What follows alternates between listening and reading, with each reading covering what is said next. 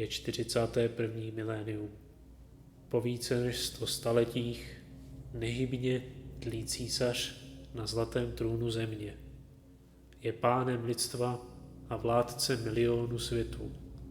Vůdcem svých nevyčerpatelných armád je schnilým, rozkládajícím se tělem, živořícím díky zařízení z temného věku technologie.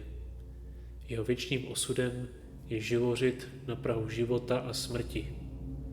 Každý den je mu obětována tisícovka duší, aby mohl z posledních sil dohlížet na svou říši.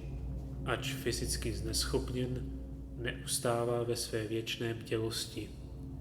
Mocné bitevní flotily křižují démony poskvrněné miasma varpu. Jediné cesty mezi vzdálenými hvězdami. Jejich směr osvětluje astronomika, psychické stělesnění císařovy vůle. Gigantické armády bojují v jeho jménu na bezpočtu světů.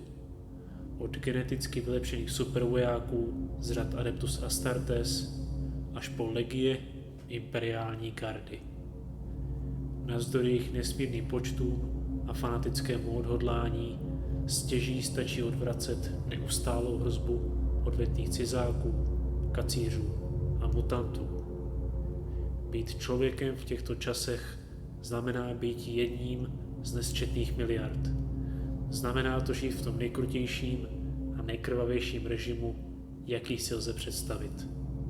Zde jsou příběhy z oněch časů.